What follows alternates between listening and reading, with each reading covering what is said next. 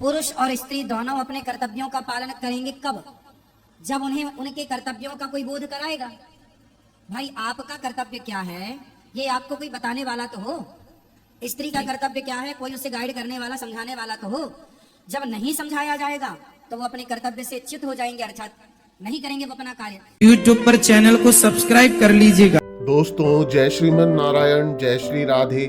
राधे राधे गुरुजी के प्रिय भक्तों, उत्तर प्रदेश के वृंदावन में आयोजित धर्म और आध्यात्मिक चर्चा के दौरान यह व्यक्ति गुरुजी अनुद्धाचार्य जी महाराज से प्रश्न करता है कि आज गृहस्थ जीवन निर्वाह करने वाले छोटी छोटी बातों पर मन मुटाव के चलते क्रोधवश आवेश में आकर आश्रमों में संतों की शरण में चले जाते हैं और अपने गृहस्थ जीवन का निर्वहन नहीं करते हैं, तो ऐसे में उन्हें सही रास्ते पर कैसे लाया जाए? तो जवाब में पूज्य गुरुजी अनुद्धाचार्य जी महाराज ने इस प्रश्न का वह उत्तर दिया जिससे लोगों का गृहस्थ जीवन बच सके।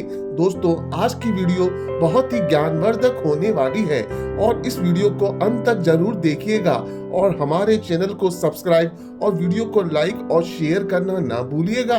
राधे राधे। गुरुजी के चरणों में प्रणाम। खुश रहिए। गुरुजी, मैं हरियाणा के जिला फरीदाबाद के गांव तिगांव का रहने वाला हूं। जयकिशन वर्मा मेरा नाम है। गुरुजी, मेरा एक छोटा सा प्रश्न है कि भिन्न भिन्न आश्रमों में जनानियां आदमी सब जाते हैं, किसी को कोई पसंद है, किसी को कोई पसंद है। घर में कभी कभी मियाँ बीबी का मन मुटाव हो जाता है किसी भी कारण से, किसी भी बात को लेकर के।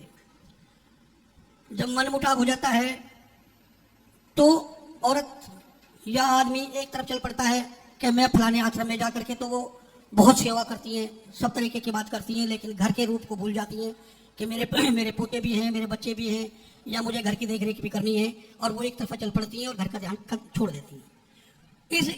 इस ऐसे हालात में उस औरत को या उस आदमी को समझाने का हमारे पास क्या तरीका है कि प्रथम हमारा जो कर्तव्य है अपने परिवार के प्रति है, फिर हम आश्रम के प्रति चलेंगे।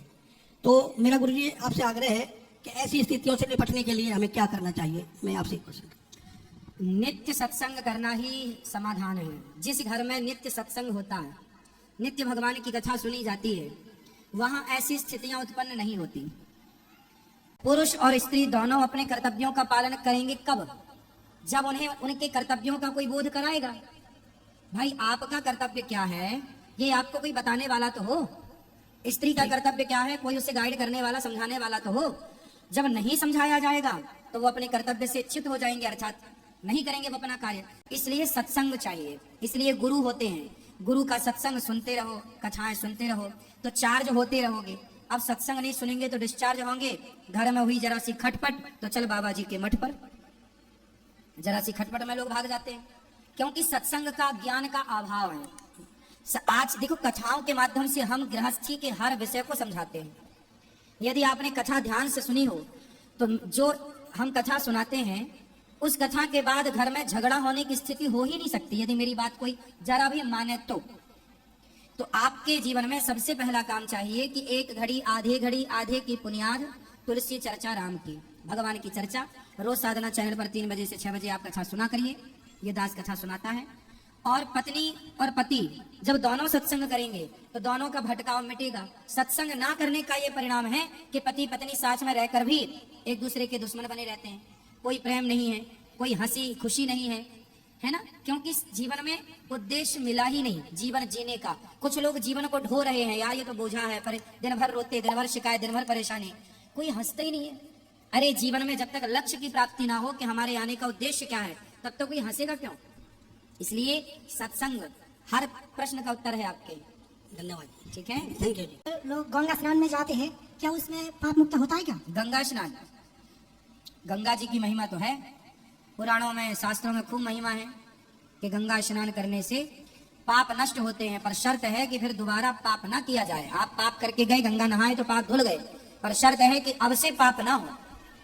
तो जो लोग तीर्थ भ्रमण करती है, इससे क्या फल मिलता है? हाँ? तीर्थ भ्रमण में क्या फल मिलता है? तीर्थ भ्रमण करने से, तीर्थों की यात्राएं होती हैं बुद्धि निर्मल के लिए, पापों की मुक्ति के लिए लोग तीर्थ जाते हैं। जैसे सोने को शुद्ध करने के लिए, उसे चमकाने के लिए भट्टी में डाला जाता है, आग में तपाया जाता है। जब आग में तपता है तो और निखर जाता है।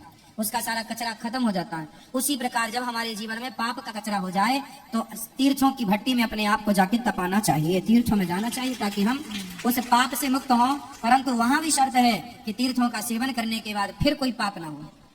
धन्यवाद गुरुजी। मैं आपको एक धन्यवाद देना चाहता हूँ कि हजारों आश्रम है वृंदावन में, और एक गौरी गोपाल है, यहाँ पर हर चीज की सुविधा है। जैसे गुरुकुल भी है, वृद्धाश्रम भी है, खाना पीना भी फ्री है, लैट्रिन बाथरूम है, रहना भी फ्री है, वैसे भी रह सकते हो। बट ये बाकी आश्रम क्यों नहीं करते? क्योंकि ये वृंदावन में जब हम आते हैं बस सुनते हैं बचपन से, एक सर्विस ऐसी है। बट जब गौरी गोपाल में आते हैं तो सारा सुविधा मिलता है, बाकी आश्रम में क्यों नहीं मिलता?